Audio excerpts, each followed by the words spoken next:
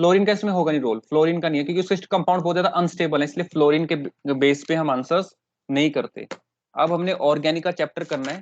ये टॉपिक जो था पी ब्लॉक का रह गया था हमारा। अब हम हेलो एल्केन और हेलोरीन को स्टार्ट करने वाले हैं। ये चैप्टर बहुत ही इंपॉर्टेंट और बहुत ही बेसिक चैप्टर है, और इसी से आपके ऑर्गेनिक के बहुत सारे और चैप्टर्स लिंक हो जाएंगे। Halo alkanes and haloarenes. देखो नाम से पता लग रहा है halo. Halo means when we talk about halogens. Alkane, alkane means when we talk about saturated hydrocarbon. जब सैचुरेटेड हाइड्रोकार्बन्स होंगे, सैचुरेटेड हाइड्रोकार्बन्स होंगे, तब हमारा बनता है आर एक्स। यहाँ भी हेलो है, लेकिन यहाँ पे अरीन है। Arene means aromatic. When we talk about benzene and such type of aromatic compound, that is it is called haloarene. तो बेसिकली ये चैप्टर इन दो के ऊपर बेस चलेगा, इन दो पे। जब भी आप ऑर्गेनिक पढ़ते हो, याद करो +1 की ऑर्गेनिक, +1 की ऑर्गेनिक में आपने सबसे पहले यही समझा था ऑर्गेनिक का मतलब क्या होता है, उसकी नेमिंग सीखी, और वहां पे आपने कुछ कंपाउंड्स बनाए थे, ऑर्गेनिक के कुछ कंपाउंड्स बनाए थे। +1 की बात कर रहा हूँ। कौन कौन से कंपाउंड बनाए थे? एक आपने वहां बनाना सीखा था एल्केन +1 में। +1 में आपने बनाना सीखा था एल्कीन। +1 में आपने बनाना सीखा था एल्काइन। और बनाना सीखा था बेंजीन। बनाने का मतलब क्या है? प्रेपरेशन। आपने वहां पर इनकी प्रेपरेशन सीखी, इनकी फिजिकल प्रॉपर्टीज देखी, इनकी केमिकल प्रॉपर्टीज देखी, ठीक है। प्लस इनके फिजिकल प्रॉपर्टीज के अलावा, केमिकल प्रॉपर्टीज के अलावा, प्रेपरेशन के अलावा आपने इनके आइसोमेरिज्म वगैरह ड्रॉ किए थे एंड ऑल दैट। तो +1 में आपको प्योर हाइड्रोकार्बन था, लेकिन +2 में क्या होता है? आपको +2 में आपको हाइड्रोकार्बन तो आएगा, मतलब एल्केन तो आएगा, लेकिन अब अकेला एल्केन नहीं होगा। उस एल्केन के साथ क्या लगा होगा? हेलोजन। अकेला बेंजीन नहीं होगा, उसके साथ क्या लगा होगा? हेलोजन। तो मतलब कहने का मतलब क्या है कि जो +2 के अंदर ऑर्गेनिक है, वो +1 का एक थोड़ा सा एडवांस फॉर्म है, एडवांस फॉर्म। कि पहले आप प्योर एल्केन बनाना सीख गए, प्योर बेंजीन बनाना सीख गए, अब उस पर हेलोजन कैसे लगाओगे ये सीखना है। सीखने का मतलब उसकी प्रेपरेशन, फिर उनकी फिजिकल प्रॉपर्टीज, देन उनकी केमिकल प्रॉपर्टीज। और ऑर्गेनिक का सिंपल सा रूल है, जितनी ज्यादा आप बार आप रिएक्शंस लिख के देखोगे, उतने अच्छे से आपको याद होगी। इसका यही एक तोड़ है कि you have to keep on memorize the reactions. Reactions बहुत ज्यादा हैं, लेकिन हैं इजी। रिएक्शंस हैं इजी। तो सबसे पहले जब भी हमारा कोई भी चैप्टर शुरू होगा, तो सबसे पहले तो आपको यही बताया जाएगा कि इस चैप्टर में है क्या। तो halo alkane means when we talk about halogen with alkane. अब मैं एक हेलो एल्केन लिख रहा हूँ, बताना इस हेलो एल्केन को क्या मैं, जो मैंने आपके सामने लिखा है CH3 CH2 Cl, क्या मैं इसको इथाइल क्लोराइड बोल सकता हूँ? यस और नो? प्लीज अपना आंसर कमेंट सेक्शन सभी बच्चे पोस्ट करें। वाई लिखना या एन लिख देना, पर लिखना सारे बच्चे। क्या मैं इस कंपाउंड को इथाइल क्लोराइड बोल सकता हूँ? CH3 CH2 Cl। प्लीज अपना आंसर सभी बच्चे, जो भी आपको लगता है, यस और no, whatever you think, just post your answer. Doesn't matter it is right और wrong, but you have to just participate. Can we write down the name of CH3 CH2 Cl as ethyl chloride और not? देखो आपका जो भी answer होगा, doesn't matter वो सही है गलत है। सही है तो अच्छी बात है, नहीं है सही तो और भी अच्छी बात है, याद रखोगे गलती क्या की थी। बट पार्टिसिपेट सारे बच्चे करें, because this is very very very small thing which we have to understand, कि इथाइल क्लोराइड या फिर इसको हम बोले क्लोरोइथेन, कौन सी बात सही है, ये बहुत इंपॉर्टेंट चीज है समझना। कि हम इसको क्लोरोइथेन बोल लें कि इथाइल क्लोराइड बोले। तो देखो ऐसा है, आपके आंसर मिक्स आ रहे हैं, यस नो की फॉर्म में आंसर आ रहे हैं, लेकिन बॉयज के नहीं आ रहे, सिवाय 2-3 बॉयज के। लेकिन बॉयज भी अपना आंसर दें, तो इसको हम, इसका आंसर है यस, कि हाँ हम इसको इथाइल क्लोराइड भी बोल सकते हैं। अब आप कहोगे दोनों में डिफरेंस क्या है? दोनों में डिफरेंस ये है कि जब हम इस कंपाउंड को क्लोरोइथिन बोलते हैं, क्लोरो का मतलब हेलो, इथेन का मतलब एल्केन, फिर तो ये बन जाता है IUPAC नेम। फिर तो ये है IUPAC नेम, जिसमें पहले सब्स्टिट्यूएंट, फिर कार्बन चेन, फिर आती है कार्बन चेन। पहले सब्स्टिट्यूएंट, सब्स्टिट्यूएंट मतलब हेलो, फिर कार्बन चेन मतलब एल्केन। लेकिन अगर हम इसको इथाइल क्लोराइड बोल रहे हैं, तो इसका मतलब ये है कि हम इंपॉर्टेंस किसको दे रहे हैं? हम इंपॉर्टेंस दे रहे हैं हेलोजन को। उस केस में ये बन गया एल्काइल हेलाइड। मतलब हेलो एल्केन को ही हेलो एल्केन को ही हेलो एल्केन को ही एल्काइल हेलाइड भी कहा जा सकता है। एल्काइल हेलाइड भी कहा जा सकता है, बस फर्क इतना है, जब हम हेलो एल्केन को एल्काइल हेलाइड कहते हैं, तो वो IUPAC नेम नहीं होता, वो कॉमन नेम होता है। कॉमन नेम का मीन्स आप हेलोजन को ज्यादा इंपॉर्टेंस दे रहे हो। हैलाइड, और लिख कहाँ रहे हो, and means halogen is more important than carbon chain. तो alkyl halide and halo alkane technically एक ही है, टेक्निकली एक ही है, लेकिन अगर हम इनको डिटेल में जाएं तो ये आईयूपीएसी नेम को मेंशन करेगा हेलो एल्केन, और एल्काइल हैलाइड इसको मेंशन करेगा कॉमन नेम को, लेकिन दोनों का चीज एक ही है, बस रूल्स के अकॉर्डिंग एक आईयूपीएसी नेम और एक कॉमन नेम। कॉमन नेम में हम हेलोजन को इंपॉर्टेंस दे रहे हैं हेलाइड बोल के, और आईयूपीएसी नेम में हम एल्केन को इंपॉर्टेंस दे रहे हैं हेलोजन को पहले लगा के। आई होप ये कॉमन सी चीज आपको क्लियर होगी। अब मैं आपसे एक कंपाउंड लिख रहा हूँ, आप इसका मुझे आईयूपीएसी नेम और कॉमन नेम दोनों कमेंट में जरूर लिख के दिखाना, दोनों नेम, आईयूपीएसी नेम भी और कॉमन नेम भी। कोशिश करना कि आप सही लिखो, CH3 CH2 Br। आप सभी बच्चे ट्राई करना, सभी बच्चे, मैं सभी से रिक्वेस्ट करूंगा कि आप सभी अपना आंसर जरूर लिखें, सभी बॉयज अपना आंसर जरूर लिखें, सभी गर्ल्स भी लिखें। यस, यशप्रीत, विदुषी, उपकार, आप भी प्लीज लिखना, सिमरनजीत, सोहेल, ये बच्चे भी प्लीज अपना आंसर जरूर लिखें। मनवीर जोत सिंह, मानसी, जिन बच्चों का नाम बोल रहा हूँ प्लीज ये भी अपना आंसर कमेंट में जरूर लिखें। हरप्रीत 3, हरप्रीत 4, सही बच्चे अपना आंसर जरूर लिखें, सही बच्चे, बिकॉज आप ऑर्गेनिक का बिल्कुल इनिशियल फेज पे हो। अगर +1 में नहीं पढ़ पाए तो कोई इशू नहीं होगा, बट अब अगर नहीं पढ़ पाए तो प्रॉब्लम होगी, तो प्लीज सभी कंट्रीब्यूट करें और अपना आंसर जरूर लिखें, सभी बॉयज सभी गर्ल्स। तो आपने, यस कमलप्रीत सिंह, आपका बिल्कुल सही आंसर है, गुड। वैभव, नवदीप, बिल्कुल सही, बिल्कुल सही, गुड गुड। तो सही बच्चों ने एक चीज तो क्लियर समझ ली कि अगर हम ब्रोमो को पहले लिख रहे हैं और इथेन को बाद में लिख रहे हैं तो हमारे को एक चीज क्लियर होगी, this is IUPAC name, means halo alkane, this is halo alkane. But but when it is written as ethyl bromide means alkyl halide, then it is becomes common name। I hope ये चीज clear है, ये चीज आप सबको clear हो रही है कि अगर हम इसको alkyl methyl ethyl propyl butyl means alkyl, chloride bromide iodide means halide, अगर हम ऐसे लिख रहे हैं तो ये कॉमन नेम को रिप्रेजेंट कर देता है। बट अगर हम हेलोजेंस को पहले लिख रहे हैं halo, then we write down alkane, तो ये आईयूपीएस नेम को मेंशन कर देता है। आई होप ये बात सभी के दिल में उतर गई होगी कि कैसे करना है, ठीक है। अब हमने नेक्स्ट एक इसमें देखना है, नेमिंग आप सबको आती है, ये चीज मैं देख ली, बट अब मैं आपसे एक चीज पूछने वाला हूँ, हाइब्रिडाइजेशन। आई होप आप सभी बच्चों को ये आती भी होगी और सही आंसर दोगे भी मुझे, कि आपके सामने मैं लिखने वाला हूँ chloro methane. I am just writing down the chloromethane in front of you. Just tell me what is the hybridization of central carbon atom। जो यहाँ पे सेंट्रल कार्बन एटम है मीथेन में, उसकी हाइब्रिडाइजेशन क्या होगी।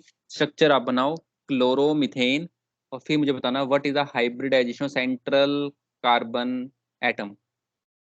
What is the hybridization of central carbon atom,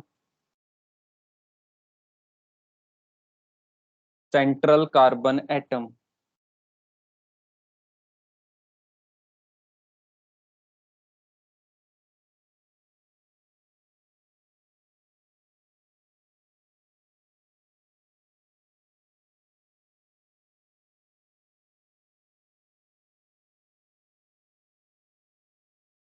अब आप कहोगे जी सबसे पहले जी मैं मीथेन का फॉर्मूला लिखूंगा CH3Cl, कार्बन के चारों बॉन्ड पूरे हैं, कोई भी डबल बॉन्ड नहीं है, सारे के सारे सिंगल बॉन्ड है, सिग्मा बॉन्ड है, 1 सिग्मा, 2 सिग्मा, 3 सिग्मा और 4 सिग्मा।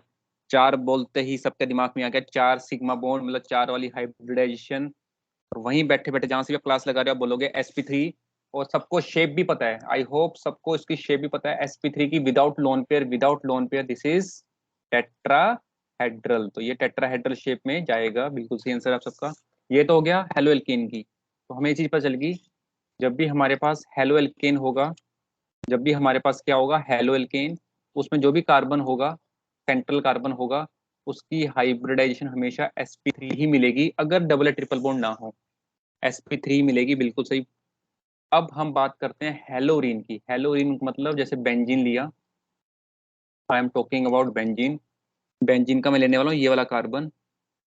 बेंजीन का मैं कौन सा कार्बन लूंगा? मैं बेंजीन का कार्बन लूंगा ये वाला।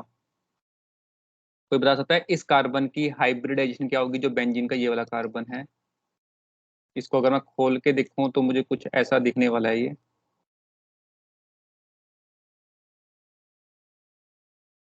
What is the hybridization of this carbon? Yes Simranjeet Singh, बिल्कुल सही आंसर लिख रहे हो आप। आपको इस कार्बन की हाइब्रिडाइजेशन बतानी है, इस कार्बन की जिसपे क्या लगा हुआ है, हेलोजन।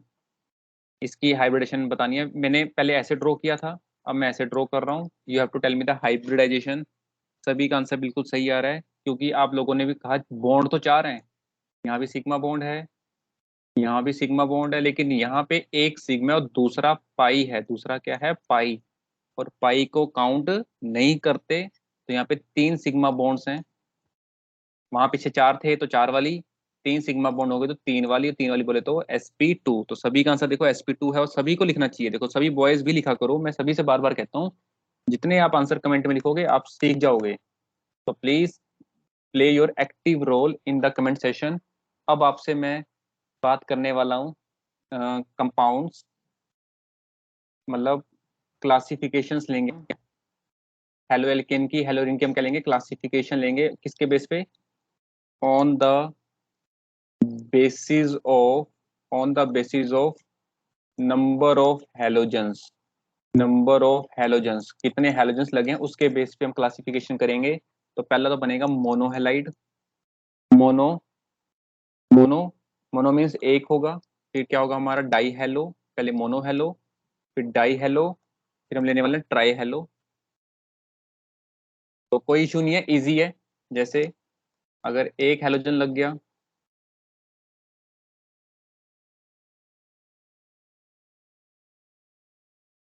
दो हैलोजन लग गए,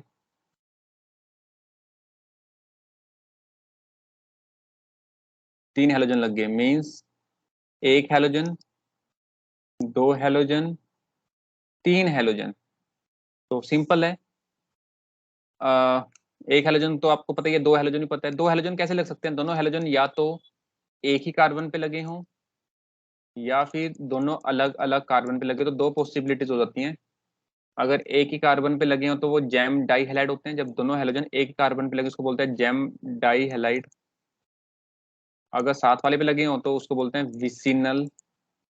विसिनल का मतलब पड़ोसी, डाई हैलाइड। अगर दो हैलोजन्स की बात की जाए, अगर हमारे पास दो हैलोजन्स लगे हों तो both can be connected to same carbon, then it is called gem dihalide. अगर विसिनल है मींस नेबर हैं तो विसिनल डाइहलाइड, अगर दो अलग अलग कार्बन हो। आई होप ये चीज आपको क्लियर है।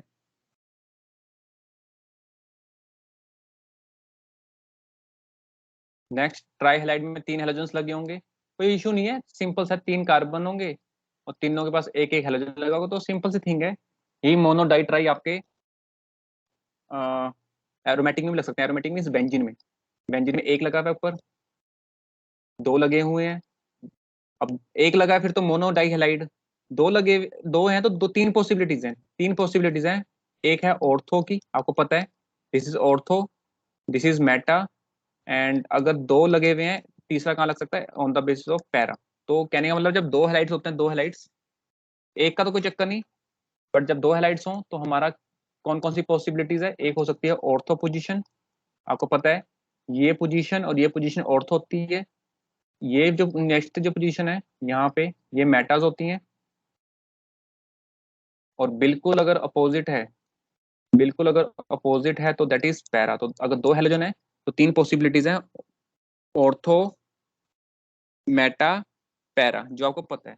लेकिन आपको एक चीज और पता अच्छे से, एक और चीज पता अच्छे से, अगर बेंजीन के ऊपर कुछ भी नहीं लगा, अकेली बेंजीन है और कुछ भी नहीं है, तो कोई ऑर्थो नहीं होता, no ortho, no meta, no para. तो कोई ऑर्थो नहीं होता, कोई मेटा नहीं होता, कोई पैरा नहीं होता, अगर बेंजीन के ऊपर कुछ भी ना लगा हो। अगर बेंजीन के ऊपर एक भी हैलोजन लगा होगा तभी आप बोलोगे this is ortho, this is Meta and this is para. Para. But अगर ऊपर कुछ लगा हो, अगर ऊपर कुछ भी नहीं लगा हुआ तो कोई ऑर्थो नहीं होता, कोई मेटा नहीं होता, कोई पैरा नहीं होता। ये बात याद रखना, अगर ऊपर कुछ नहीं लगा। अगर ये कुछ नहीं है तो फिर कोई ऑर्थो नहीं, कोई मेटा नहीं, कोई पैरा नहीं। आई होप ये चीज आपको क्लियर रहेगी। ठीक है। अगर हमारे पास मान के चलो जो भी लगा हुआ है, यहाँ लगा हुआ है यहाँ पे, तो उसके अकॉर्डिंग ये ऑर्थो बनेगा, ये दो मेटा बनेंगे, और उसके बिल्कुल अपोजिट वाला पैरा बनेगा। तो कहने का मतलब क्या है कि जरूरी नहीं है कि जो हमने ऑर्थो बचपन से देखा है हमेशा वही ऑर्थो हो। डिपेंड करता है कि जो सब्स्टिट्यूएंट लगा हुआ है वो किस पोजीशन पे लगा हुआ है, तो उसके अकॉर्डिंग ऑर्थो मेटा पैरा की पोजीशन को हम चेंज कर सकते हैं। लेकिन अगर ऊपर कुछ भी नहीं लगा हुआ तो फिर कोई ऑर्थो नहीं होता, कोई मेटा नहीं होता और कोई पैरा नहीं होता। ठीक है। तो ये तो हो गया इसके बारे में। ठीक है। अब हमने पढ़ने वाले हैं on the basis of degree. On the basis of degree, degree का मतलब आपने पढ़ा हुआ है प्राइमरी, सेकेंडरी, टर्शरी। तो जैसे फॉर एग्जांपल कोई बच्चा मुझे बता सकता है कि ये जो मैंने कंपाउंड लिखा है CH3Cl, क्या ये प्राइमरी है? प्राइमरी के लिए आप 1 लिख सकते हो, वैसे डिग्री होना चाहिए ऊपर, बट आप 1 2 3 लिख सकते हो, प्राइमरी, सेकेंडरी, टर्शरी या क्वाटनरी। आप 1 2 3 4 लिख सकते हो कमेंट में। 1 means primary, 2 means secondary, 3 means tertiary या 4 मीन्स क्वाटनरी। एक लास्ट ऑप्शन दे देता हूँ, नन ऑफ दीज। नन के लिए आप NON भी लिख सकते हो, नन ऑफ दीज।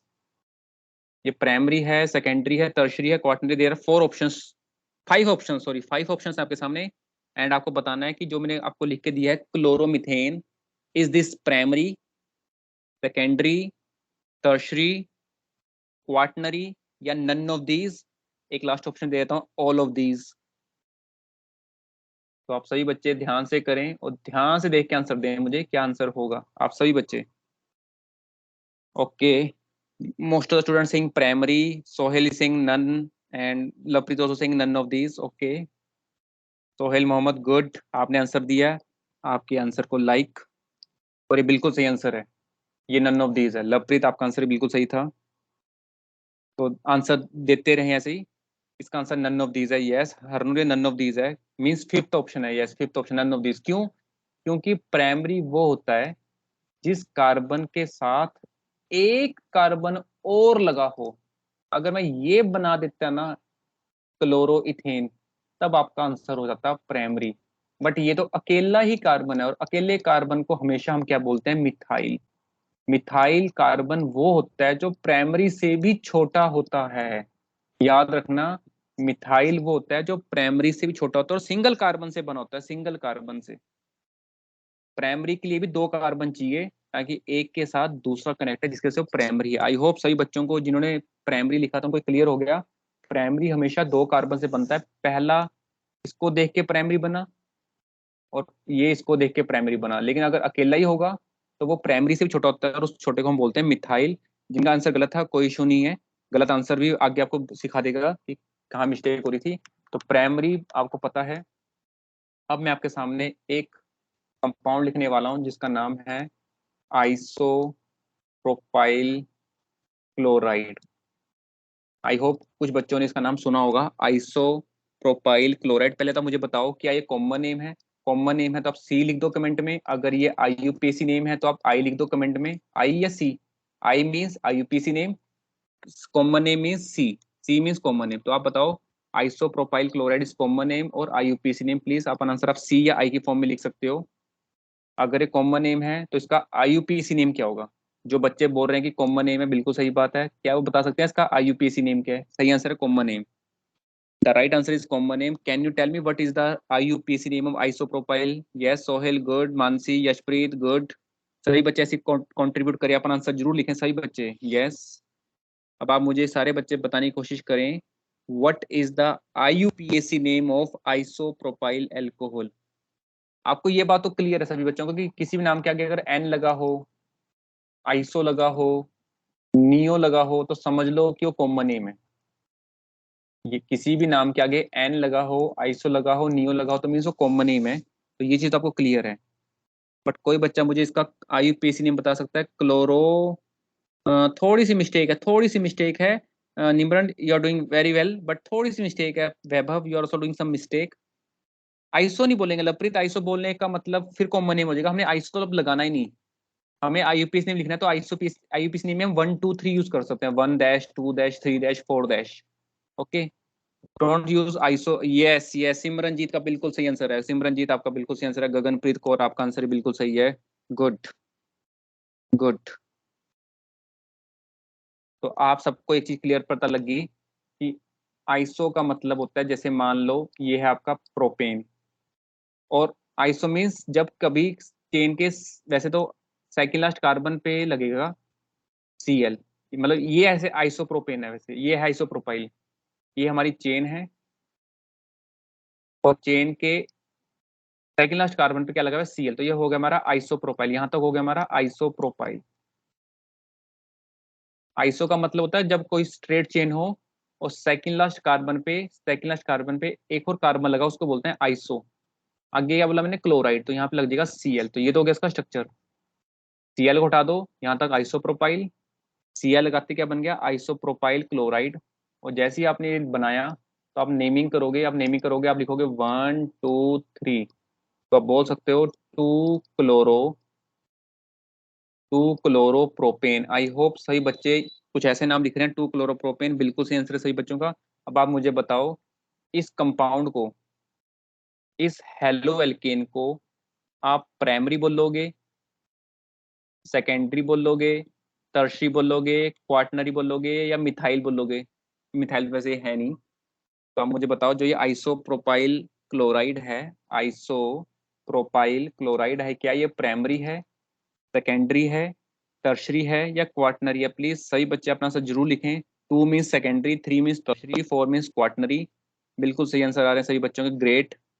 प्लीज सभी बच्चे पार्टिसिपेट करें। They are 34 student the class, and I want and I request कि 34 के 34 बच्चे अपना आंसर जरूर लिखें। जो भी आपको लगता है, देखो सही गलत कुछ भी हो, but you should participate from your end. तो it's right answer is secondary, क्योंकि जिस कार्बन की हम बात कर रहे हैं वो आगे 2 से जुड़ रहा है, तो उसे क्लियर दिख रहा है कि यार एक कार्बन इसके ऊपर है, एक इधर है, तो ये सेकेंडरी हुआ। This is secondary, this is secondary. तो इट इज वेरी इजी। अब मैं आपसे एक नाम और बोलने वाला हूँ, कॉमन नेम होगा, नाम है टर्शरी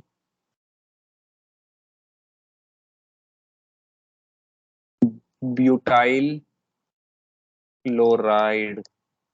इसको मैं ऐसे भी लिख सकता हूँ, टर्शरी ब्यूटाइल क्लोराइड। तो पहले कोई बच्चा मुझे बता सकता है इसका IUPAC नेम क्या होगा? Tertiary butyl chloride. वो आइसोप्रोपाइल था, ये टर्शरी ब्यूटाइल है। कोशिश करें और मुझे इसका IUPAC नेम बताने की जरूर जरूर ट्राई करें सभी बच्चे। Iso sorry tertiary butyl chloride, ये आज का लास्ट क्वेश्चन है। प्लीज आप सभी पार्टिसिपेट करें और अपना आंसर जरूर जरूर जरूर बताएं।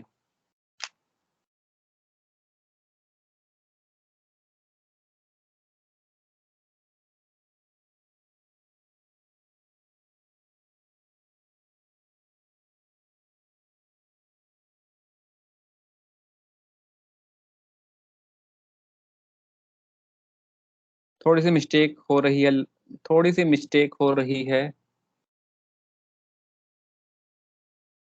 देखो, ब्यूटाइल मीन्स 4 कार्बन है, लेकिन टर्शरी भी है। टर्शरी का मतलब वो कार्बन जो ब्यूटाइल का कार्बन है, वो आगे 3 कार्बन से जुड़ रहा है, आगे 3 कार्बन जुड़ रहा है, ये बन गया आपका टर्शरी ब्यूटाइल।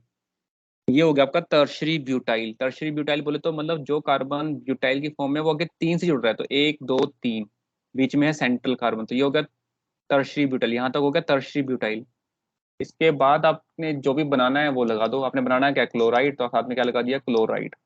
तो ये इसका स्ट्रक्चर है, ये आपके सामने इसका स्ट्रक्चर है। अब आप मुझे इसका नेम बताओ क्या होगा। सारे बच्चे अब ध्यान से गलती को सुधारते हुए इसका नाम बताएं। और गगनप्रीत कौर 1, आपका आंसर बिल्कुल सही है, आपका आंसर बिल्कुल सही है। आपके नाम को, आपके आंसर को लाइक, बिल्कुल सही है ये। अब बाकी बच्चे भी इसका आंसर ध्यान से लिखेंगे और मुझे बताएंगे इसका नाम क्या होगा। अगर आप नंबरिंग ऐसे करोगे ना, ऐसे ऐसे स्ट्रेट चेन, तो लास्ट वाला कार्बन तो चेन में आ ही नहीं रहा। ये कार्बन तो आ ही नहीं रहा, तो आ ही नहीं रहा, तो ये मिथाइल है और ये क्लोरो है। दोनों सब्स्टिट्यूएंट हैं, दोनों सब्स्टिट्यूएंट हैं। और जब 2 सब्स्टिट्यूएंट होते हैं, तो पहले उसका नाम लिखते हैं जो अल्फाबेटिकली पहले होता है। तो 2 नंबर पे लगा हुआ है Cl भी, 2 नंबर पे लगा हुआ है मिथाइल भी। तो पहले Cl आएगा, 2 क्लोरो, 2 मिथाइल, 2 क्लोरो, 2 मिथाइल, और लास्ट में आएगा प्रोपेन। 2 क्लोरो, 2 मिथाइल, प्रोपेन, बिल्कुल सही आंसर है। आई होप सभी बच्चे कुछ ऐसा ही लिखने की कोशिश करेंगे, क्योंकि ये कार्बन जो है चेन में नहीं आ पा रहा, तो नहीं आ पा रहा, तो इसको हम क्या बोलेंगे, सब्स्टिट्यूएंट। और एक कार्बन सब्स्टिट्यूएंट तो उसे मिथाइल बोलते हैं, 2 कार्बन सब्स्टिट्यूएंट तो उसे क्या बोलते हैं, इथाइल। आई होप सभी को ये नेम थोड़ा सा क्लियर हो रहा होगा। आप सभी कल इसकी थोड़ी सी प्रैक्टिस करना।